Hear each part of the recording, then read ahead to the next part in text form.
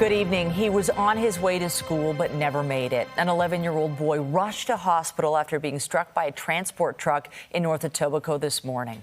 Those who live in the area say that they've been concerned about that intersection for a long time. CTV's Janice Golding is live tonight with the latest. Janice? Hi, Sean. Yes, as you can see behind us, traffic is flowing now, but the intersection was shut down for several hours this morning after an elementary school student was struck and critically injured.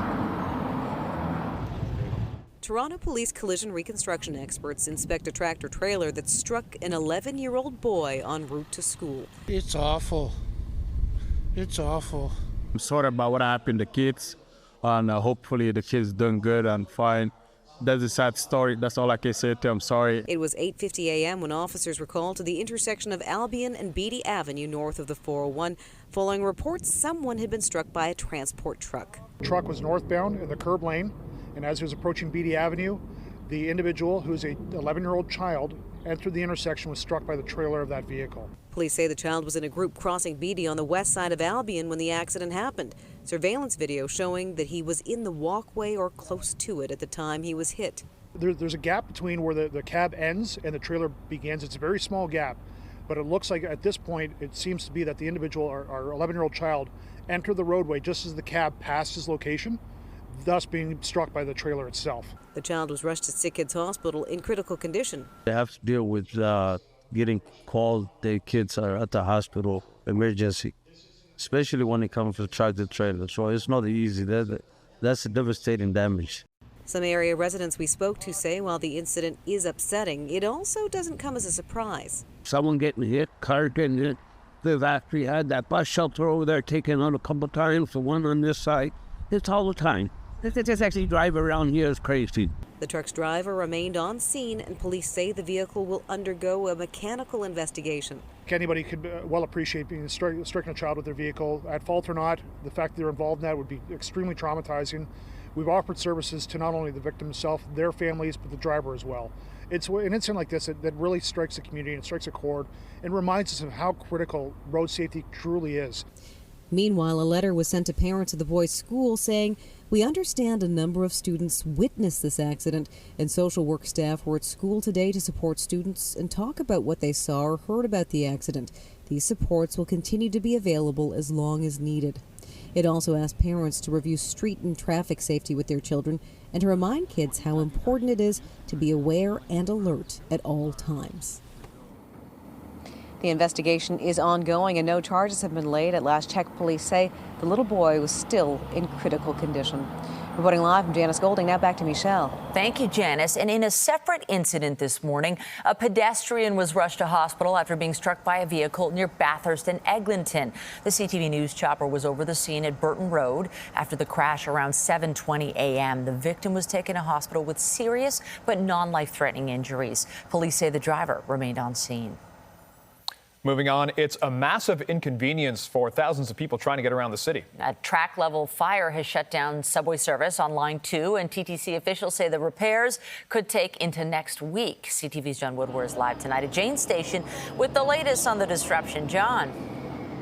Yeah, Michelle, you can see it on the faces of the riders behind me, all lined up to get on these shuttle buses that are here on Bloor Street. Every time a subway stops, it disgorges hundreds of people who have to be led up through the station and put here with dozens of staff here to help them. It's a major logistic operation. And the line may be down, but it has the staff here fired up. With Line 2 down west of Islington Station, these were the lines that replaced it. Thousands of passengers hoping to catch a ride on a shuttle bus. Takes me usually 2 hours, but today it took me 3. The TTC people should advise us, why don't you take GO, and we would be at work on time. So the information being honest, that's all. The chaos thanks to a fire that severed electronic lines of communication, putting the subway's other conductors out of service. Yesterday afternoon, there was a fire at in the outdoor area near our Islington station. It severely damaged a box that contained a number of cables that are safety critical, things like signaling and communications. We don't know yet what started that fire. It's right along the fence line, so it may have been outside the TTC property. Again, we'll have to look into all of that. Given the tens of thousands of riders affected, repair crews were feeling the heat and got some work done overnight. But by morning, riders had to get on 75 shuttle buses with a much lower capacity. Also, they're operating in traffic. Repairs may take a few days yet. So right now we're looking at ways we can shorten that closure period, that closure area, and make sure we can get people through as quickly and safely as possible. Toronto police are not investigating, suggesting this is not arson. Commuters still feel burnt. The problem here comes down to math. Every time a subway arrives, it can let out as many as 1,000 people. A bus capacity is 50, so the question is, can you get 20 buses here in just 3 minutes? So it's tricky. Another thing we're seeing people do is they get out, they walk, they take a cab, Uber. So there's a lot of kind of chaos in the surrounding area as well. And so what the TTC is saying is that there are other options. For example, there are GO trains that can go along the Milton line here at rush hour. There's also the Union Pearson Express, which can get you to the airport, so you don't have to take this route in the subway. I guess the major advice here is if you don't have to travel through this particular stop or stops to the west, then don't. Reporting live, I'm John Woodward. Sean, back to you. Thank you, John. A frustrating commute for many, I'm sure. A police investigation at Sherbourne Station led to even more problems on the Bloor-Danforth line this afternoon. Officers were called to the station around noon for reports of a man assaulting a woman. Police say the suspect tried to get away by jumping onto the track when he was somehow injured. The investigation led to the closure of Line 2 from St. George to Woodbine stations, but it reopened later this afternoon. Meanwhile, take note, the TTC is calling off planned service changes on Line 1 tomorrow. The transit agency had said it wouldn't run trains between Davisville and Yorkville stations to accommodate track work. Now the TTC says service will operate to all stops as normally scheduled. Also starting tomorrow, the Lakeshore West line will see its final trips to and from Niagara Falls depart an hour later on Saturday nights. Metrolink says the switch will offer better service to those attending the Leafs game or other events downtown. Several GO train lines will see service increase take effect starting Sunday. Just ahead tonight, the royal family releases positive news when it comes to the health of the king. We'll tell you when he will resume his public duties.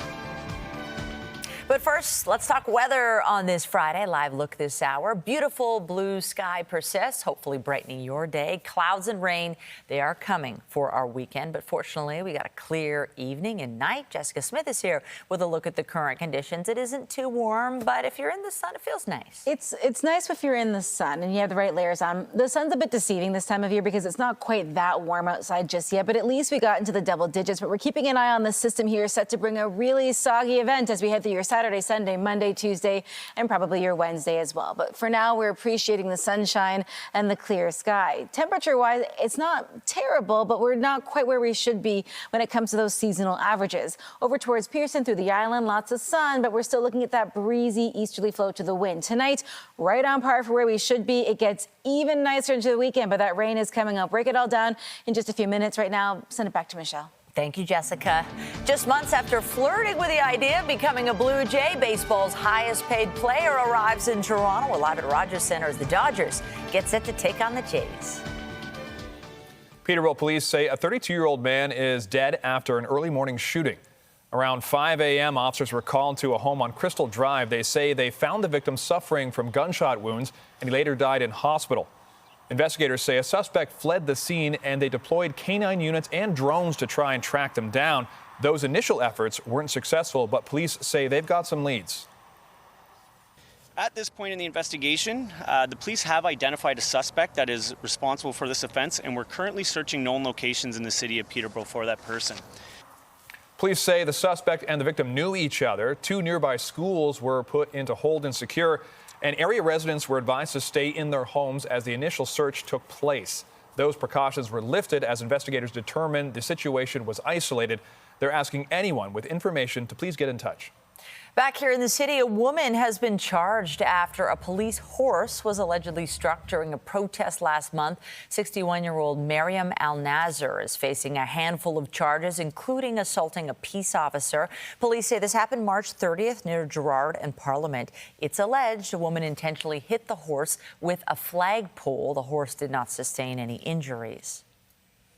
Well, it's an issue that has consumed politicians at Queen's Park for days. And today, the Speaker's ban on the wearing of the keffiyeh at the Ontario legislature has led protesters to the Premier's constituency office in Etobicoke. CTV's Queen's Park Bureau Chief Siobhan Morris is live tonight with more on this. Siobhan. Well, Michelle, it is an issue that's caused so much division and inflamed so many tensions at Queen's Park, and this is the end result. I'll get out of the way so you can see exactly what's happening outside Doug Ford's constituency office. We have a few dozen protesters here. This is organized by the Ontario Federation of Labour. There are Palestinian flags and signs that say, and we're also hearing chants to this effect, if Ford won't end it, we'll defy it, talking about that keffiyeh ban, a decision, a call made by the Speaker because he says that the keffiyeh is too political a symbol at this moment in time. We talked to some of the people here about what they felt hearing that decision had been made. I was offended by it personally because I'm Palestinian, but also on a greater scale of anti-Palestinian hate that has been going around, and anti-Semitism as well, because either way I think these are human rights that should be defended. It means a great deal and many different things to many different people. It is irrational and it is racist that it is being banned in the Ontario legislature. It's why we're here today. So this group is calling on the Premier to do something, to intervene, even though this is a decision of the Speaker calling on him to draft a government motion that would allow the keffiyeh again. To this point, the Premier has been allowing his members to vote their conscience in the House on this issue. There has been no signal they plan to change their mind. The government doesn't plan to change its mind, that is. The NDP said late this afternoon that when the House resumes on May 6th, if Ford hasn't done anything to intervene here, they will defy that ban. But at this point, they're not sharing exactly what that means. Reporting live from Etobicoke, I'm Siobhan Morris. Sean, back to you. Thank you, Siobhan. The Ontario Public Service Employees Union held a rally downtown today in support of LCBO workers who are negotiating a new deal.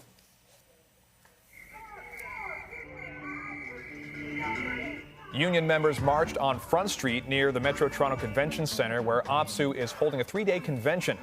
The union has expressed concerns that the Ford government's move to expand alcohol sales will mean more profits for grocery chain CEOs and less public services. To Mississauga next, where nominations have closed in that city's mayoral election. The race to replace Bonnie Crombie is now set. CTV's John Musselman spoke with some of the frontrunners today. When it comes to municipal politics, name recognition goes a long way. And as Mississauga residents get ready to elect a new mayor in June, Carolyn Parrish says she has what it takes. Experience. I've had 13 years as an MP, 13 years as a councillor. We have a fairly new council, a big turnover, and I think they need somebody at the helm that's experienced. Parrish says housing and affordability are key issues. Fellow city councillor Stephen Dasco is also seeking the top job. He says seniors' issues, crime, and better transit are what he's hearing about when he knocks on doors. I like working with people. I've got a track record of success. I've got a track record of being positive. I've got a track record of getting things done. And right now, more than ever, this is what we need at the city at City Hall. Deepika Damarla has been in political office for more than a decade. She says she has the vision and the experience. There's a housing shortage. As a city, we're going to have to build more housing. And the key issue is managing the growth that comes from that housing. That is absolutely critical. Manage it so that our city continues to be livable. Meanwhile, Councillor Alvin Tedjo says it's time for fresh faces and new ideas at City Council. We've only had 2 mayors in the last 45 years. So this is an opportunity right now to sort of change the narrative about where Mississauga is going. We've just hit our 50th anniversary. We need to look forward to the next 50 years. I got 3 young kids. I got 2 parents who are seniors. I'm really invested on the future of this city. Meanwhile, Peter McCallion, the son of former Mayor Hazel McCallion, has decided to withdraw his candidacy for mayor. In a news release, McCallion says he will now endorse Carolyn Parrish. The nomination office to register as a candidate for mayor officially closed this afternoon. The election is being held to replace Bonnie Crombie, who now leads the Ontario Liberal Party. More than 20 candidates have registered. Recent polls suggest Parrish with a significant lead over her nearest competitors, but the number of undecided voters remains above 40%. The election will be held on June the 10th. John Musselman, CTV News in Mississauga. Toronto baseball fans were betting big on Shohei Ohtani to help take the team to the next level. But their hopes and dreams went bust when Ohtani announced he was signing with the Dodgers. And tonight, for the first time since signing, he's making an appearance in the city. CTV's Mike Walker is live tonight at the Rogers Centre with the latest. Mike. Well, Sean and Michelle, fans haven't forgot that free agent frenzy in the wintertime. They were hoping Shohei Ohtani would be wearing a Blue Jays jersey, but instead it is Dodgers blue. Nonetheless, we've been speaking with people who have traveled from across the country to take in this series and see Ohtani play in Toronto. It's the hottest ticket of the season so far. Call it the Shohei Ohtani effect. As soon as I signed him, I pretty much booked the whole trip, and got a flight out here and tickets for today and tomorrow. Russ Ross and Francis Snow made the trip from Vancouver to see Ohtani play in Toronto for the first time after signing a record-setting $700 million contract with the LA Dodgers instead of Toronto. I mean, he's not pitching this year, but he's such a great pitcher, and he's just, I mean, his hitting stats are just insane. A really long flight to get here, but really worth it. I'm just really excited. I can't wait for tonight. That's for the whole series. Jason bought tickets for all 3 games. He's a loyal Blue Jays fan, but an even bigger Ohtani fan. I'm always excited about watching Ohtani. He's always given me so amazing performance, like every time I went to the ballpark. And Shohei with a drop. Jays fans haven't forgotten the frenzy in December. Some still not over the false reports and speculation that Ohtani was signing with Toronto. That led to a social media craze tracking a flight the generational player was never on. A lot of excitement at one point, and then to find out that it wasn't going through was pretty crushing, but we got through it. And will now relish the opportunity to watch one of the best take the field. I think it's just like what he brings to the game, just pitching and with just how dangerous he is with the bat. Just the atmosphere with Ohtani being here. The game is going to be very loud, and the Jays fans are going to be very proud. An atmosphere Jays manager John Schneider says he's looking forward to. You get a good team and obviously a player that's, known around the world. It's a cool atmosphere, So again, we're looking forward to it. We got a job to do and a series to win, hopefully. Ohtani currently has the 3rd best batting average in Major League Baseball. Dean Payne has made the trip from Edmonton. He's generational. He's the best player right now, like hottest thing since Babe Ruth.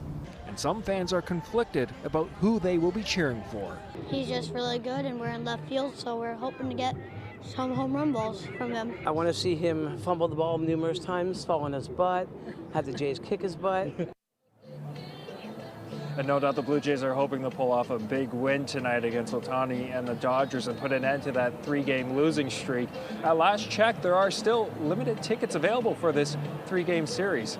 Reporting live, I'm Mike Walker. Michelle, back to you. There's still time. Game starts at 7:07. Thank you, Mike. Well, they are essential to the operation of so many products used every day. Medical equipment, smartphones, and appliances, just to name a few.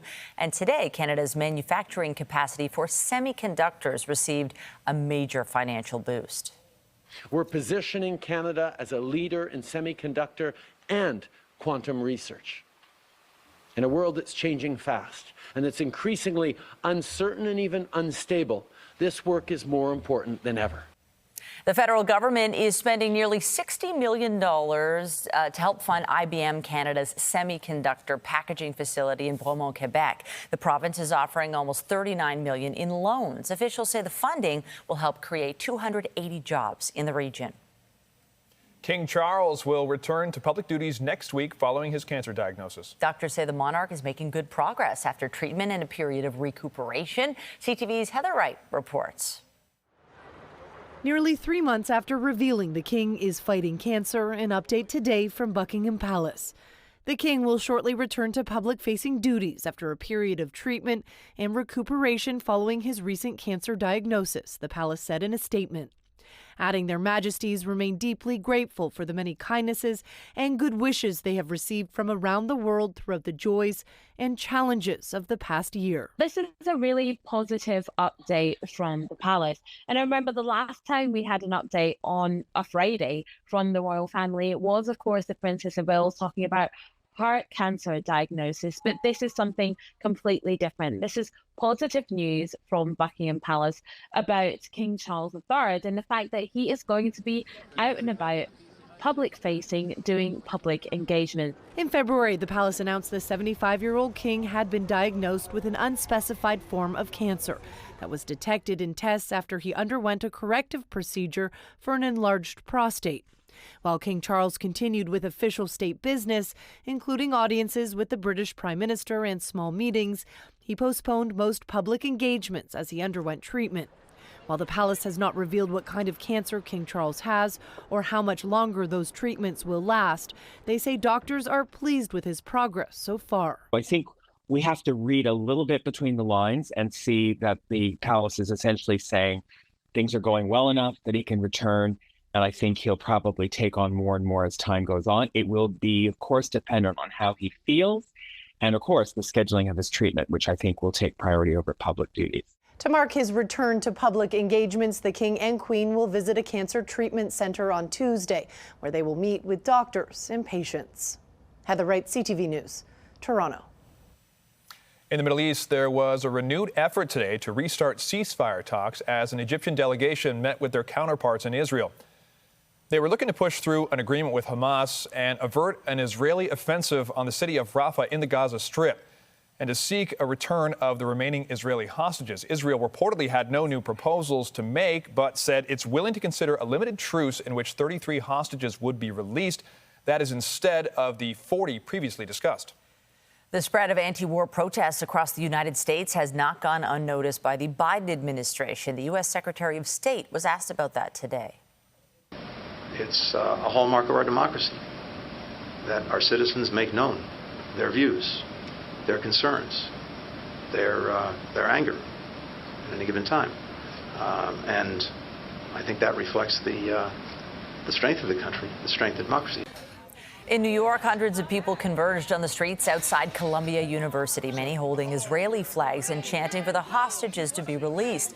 And students there who have inspired pro-Palestinian demonstrations across the country have dug in for a 10th day.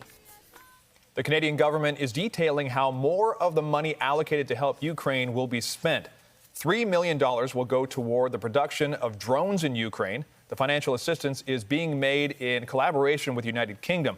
Ottawa's also contributing $13 million to the Czech Republic's effort to provide ammunition to Kyiv.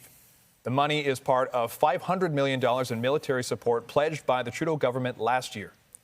Air Canada apologized today to the Assembly of First Nations National Chief. Cindy Woodhouse-Nepinak says she was forced to hand over a case containing her headdress before departure on a flight Wednesday. It was with her in the plane's cabin, but the crew attempted to stow it in cargo storage. Woodhouse-Nepinak says the airline needs a protocol for First Peoples so they're, quote, not harassed for their sacred items. Our ceremonial items don't belong, shouldn't be pried from us like that. And I hope that we learn from this. It's a moment to learn and to move forward in a better way of how we work together in this country. And I know that airline, all of us have to use airlines from time to time, or transportation hubs, buses, and public transport from time to time, that we try and do better in a more respectful way. Air Canada says it has reached out directly to Woodhouse-Nepinak and is following up internally.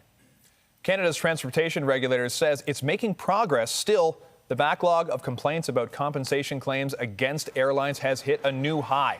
The Canadian Transportation Agency has processed over 11,000 complaints since new measures took effect in September, but there are more than 71,000 complaints that have yet to be addressed. Some people have been told the wait time for a case to be reviewed could be more than 18 months. Well, it is the happy ending many whale watchers on the west coast of Vancouver Island were hoping for. After weeks of concern for the health of an orphaned whale and attempts to rescue it, the orca swam to freedom to a lagoon many Canadians slept. CTV's Yvonne Raymond has the latest.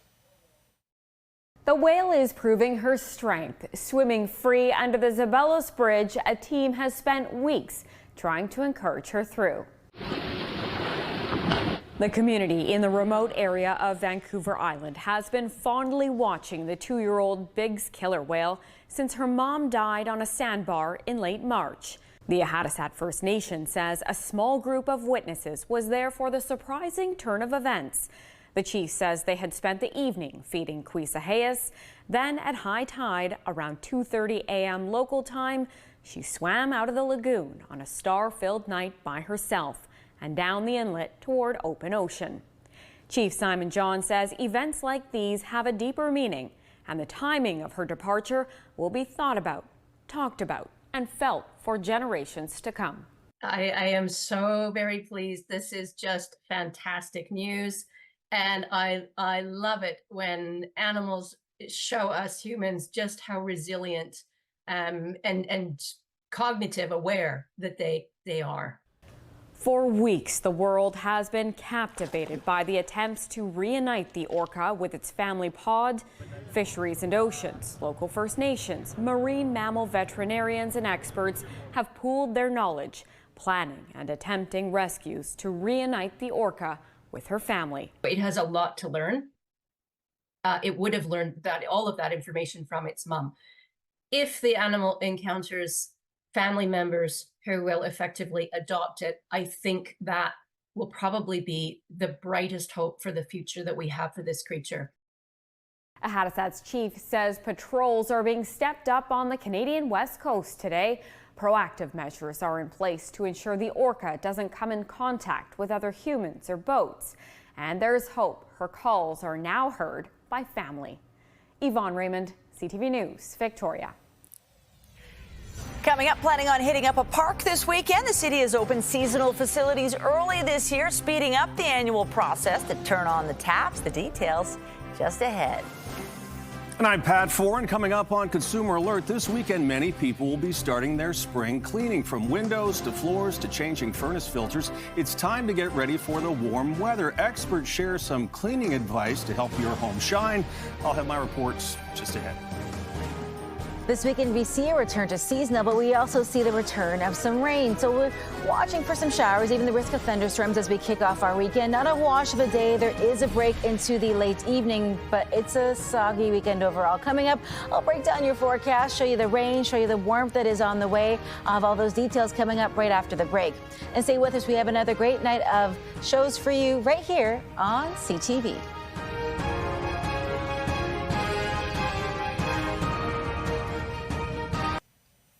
Welcome back. We've had some cool weather the past few days, but it will start warming up this weekend, and that could put you in the mood for some spring cleaning.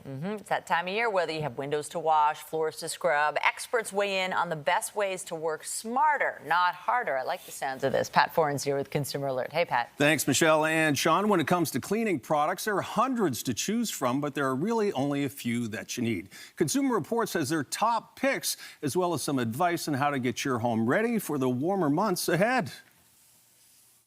It's a great time to get your home looking its best with some spring cleaning. When it comes to dusting, the experts say put aside the feather duster and use a microfiber cloth instead.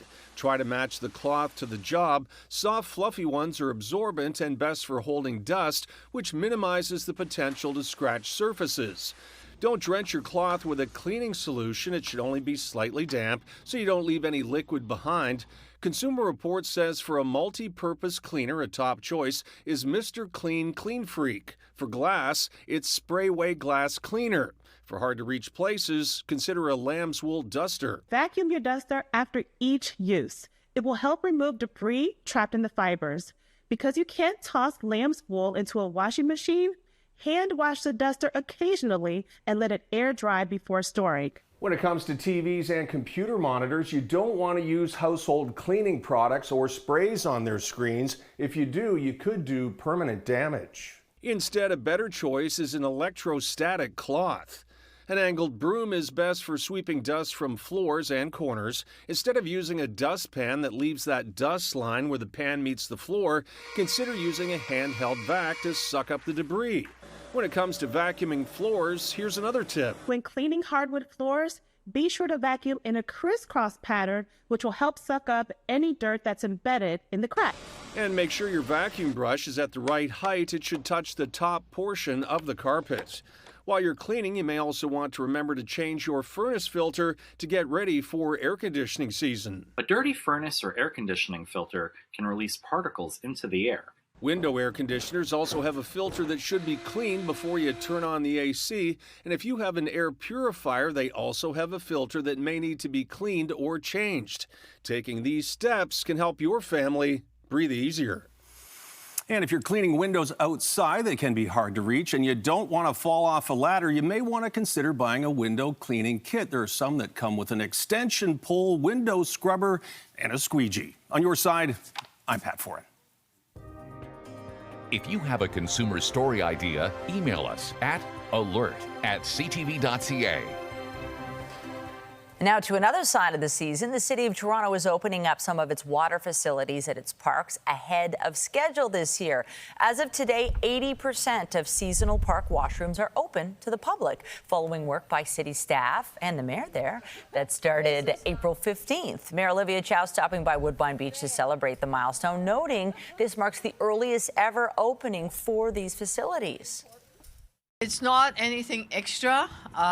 We are just saying to the workers that we want them to move up the schedule. This year, as you know, it's a bit warmer.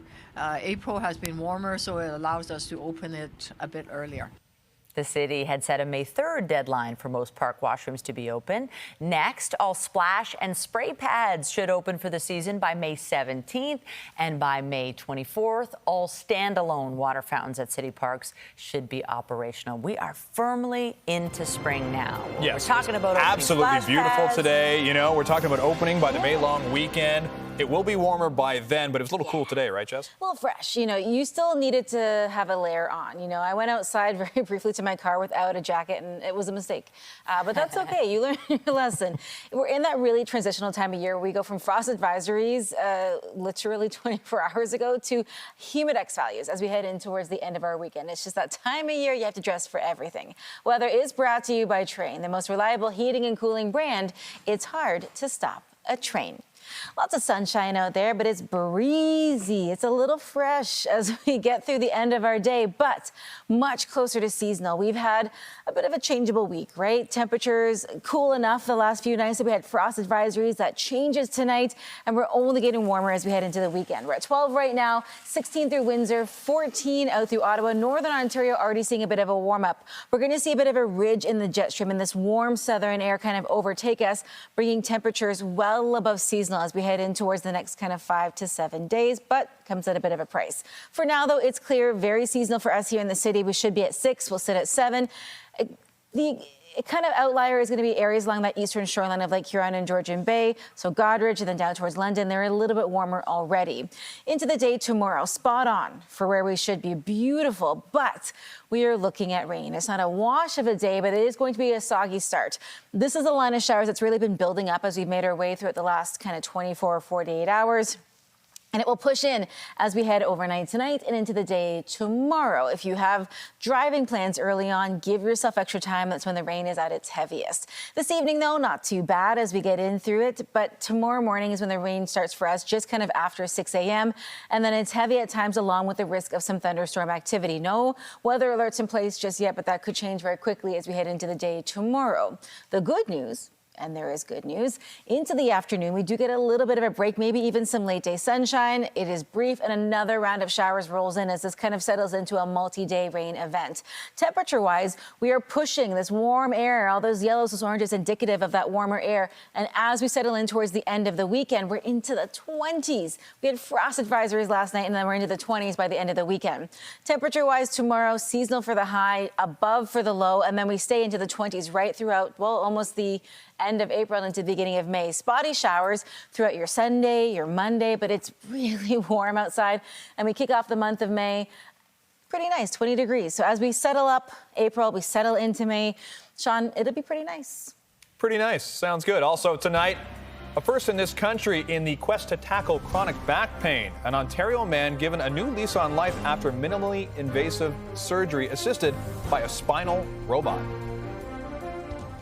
The Princess Margaret Home Lottery absolute final deadline is midnight tonight. We are in this gorgeous King City show home, part of the grand prize, which includes $500,000, the all-electric Jaguar I-Pace. I'm Taylor Kay with Ramona Oss from Princess Margaret. And of course, let's talk about where, we're where the money's going to be going. Funds from the Home Lottery really fuel cancer research at the Princess Margaret, one of the top 5 cancer research centers in the world. And all the viewers should know that when you support the Princess Margaret, you're helping cancer patients not only here, but cancer patients globally.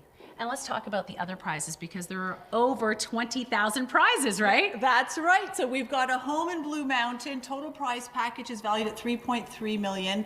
A home in Prince Edward County. Total prize package valued at $2.2 million.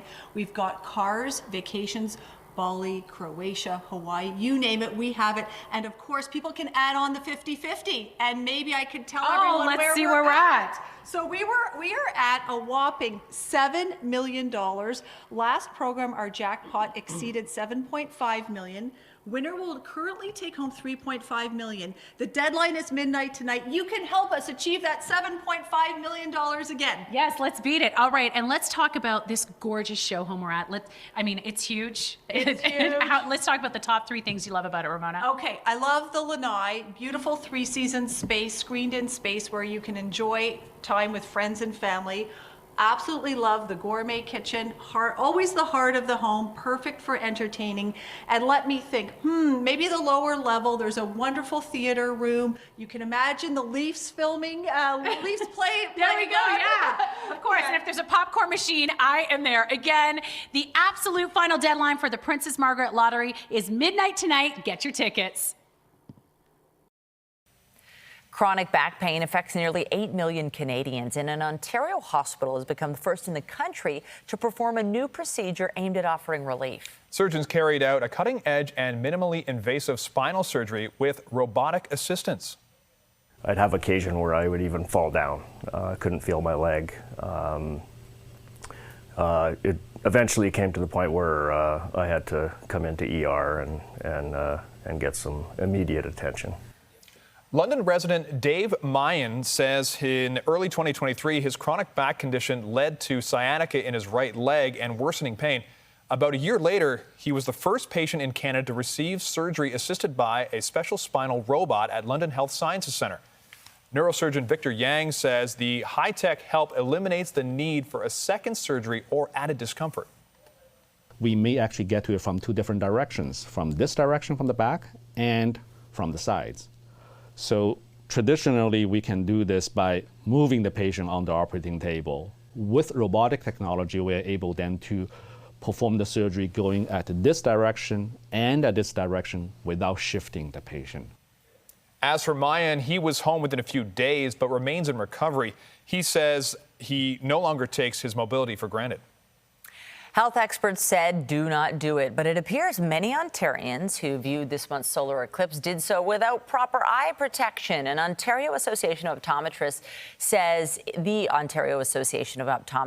it has received 118 cases of reported eye damage among those who watched the eclipse on April 8th.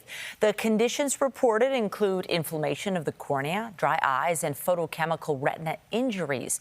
The doctors say many people, of course, did follow the advice to use certified glasses, and cloud cover in some regions prevented further eye injuries. After the break, the Leafs are practicing ahead of tomorrow's pivotal Game 4, and they're hoping to get a star player back in the lineup.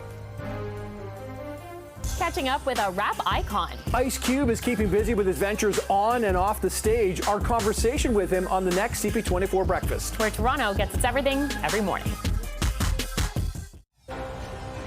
Someone getting hit, cars getting hit. They've actually had that bus shelter over there taken out a couple times. Updating our top stories, area residents are speaking out after an 11-year-old boy was struck by a tractor trailer in North Etobicoke. The boy was on his way to school at the time and was rushed to hospital in critical condition. It takes me usually 2 hours, but today it took me 3. A massive inconvenience for transit users as subway service on Line 2 is stopped between Kipling and Jane stations due to a fire at track level. Commuters are being shuffled to shuttle buses. The TTC says the issue may take until next week to be fully resolved. As soon as I signed them, I pretty much booked the whole trip, and got a flight out here and tickets for today and tomorrow. And after deciding Toronto wouldn't be the place to play, Shohei Ohtani is in town as a member of the LA Dodgers. Fans from across Canada are here tonight to cheer on baseball's highest paid player. Remember to keep up to date day and night through our website, ctvnewstoronto.ca, and by downloading the CTV News app. And if you have a news tip, photos, or video of breaking news, please let us know. Investors are obsessed with copper right now. BNN Bloomberg's Andrew Bell explains in tonight's business report. Hello there. Copper prices have hit $10,000 US a ton for the first time in 2 years, amid fears that the world's mines will struggle to meet a coming wave of demand. Millions of tons of copper will be needed for electric vehicles, renewable energy, and vastly bigger power grids. BHP Group's bid for rival miner Anglo American this week indicates that companies are wary of making risky and expensive bets on building new mines themselves. Mining stocks have climbed in Toronto this year, with Capstone Copper and Hudbay Minerals both up more than 60%. On the markets, the Canadian dollar changed hands at 73.17 US cents, down a fraction. WTI oil, North America's benchmark, was at $83.85, up 28 cents. And Western Canadian Select Oil, Alberta's bellwether, traded at $69.99, up 88 cents. And the TSX Composite ended today at 21,969.24, up just under 84 points. That's the latest in business. I'm Andrew Bell of BNN Bloomberg. The Business Report is brought to you by Canadian Western Bank, the bank built for business. It's an off day for the Toronto Maple Leafs, gearing up for Game 4 in their series against Boston Saturday night. The team has now fallen behind 2-1 against the Bruins, and they know they need to win tomorrow night to avoid facing elimination. With an extra day to rest before Game 4, Leafs forward William Nylander looks like he could be returning to the lineup. But when asked what's kept him out of the first 3 games against Boston... Look, that's just personal, so I'm not going to get into that. The All-Star winger was practicing on the third line and second power play unit, foreshadowing a comeback. But coach Sheldon Keefe is saying... Looked great to me on the ice. In terms of his status, we'll have to determine that tomorrow. After falling behind 2-1 in the series, the team is taking extra time to regroup in hopes of once again changing the momentum. But for that to happen, what they have to do is score more goals. How about score more than 2 goals, something they've only done once in their last 10 playoff games. Toronto opened the scoring in Game 3, but fell 4-2 to the Bruins. Another loss, and the team will head to Boston facing elimination. But coach Sheldon Keefe says it's important to stay calm. One shift or one period or one game, you're on top of the world, and then, the next, you're searching for answers. Like, that's kind of the way it goes. Star center Austin Matthews was not on the ice for a maintenance day, but he will play on Saturday.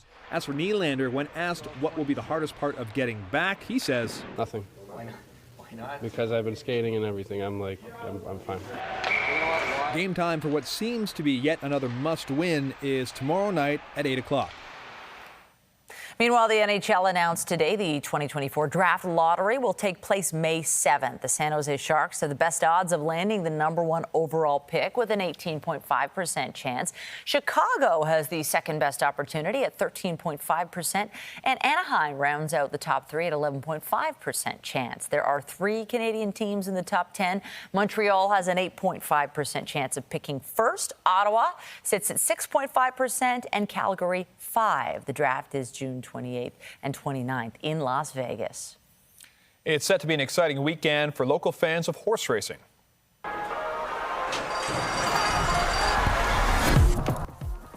Woodbine Racetrack says tomorrow marks the first race of 2024 thoroughbred racing season. Dignitaries, including the Premier and Mayor, will be on hand for a related event, and to celebrate the winners, tomorrow also marks the day tickets go on sale for the 165th running of the King's Plate. That race is scheduled for Saturday, August 17th. Coming up, we'll take you to France, where a contest to find the world's greatest baguette has a winner. That's coming up after the break. Welcome back to France now, where the best baguette in all of Paris has been crowned. A bakery named Utopie has been named this year's winner of a competition that chooses the best traditional baguette in the capital. By winning the prestigious title, the bakery will become the new supplier to the Élysée Palace for the coming year.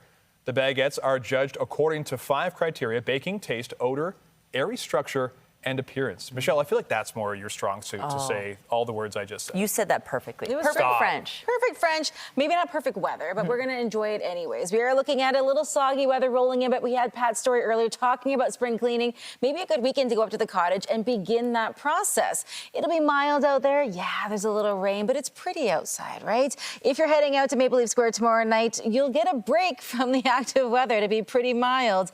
And over the weekend, rain but mild. Back to you guys. Thank you so much, Jess. That's it for us, but be sure to join Morella Fernandez tonight at 11 for CTV National News, followed by Zoraida Allman with our next local newscast at 11:30. In the meantime, our coverage continues anytime on CP24 and online at ctvnewstoronto.ca. For Jessica Smith and the whole team here at CTV News, thank you for watching and have a great night.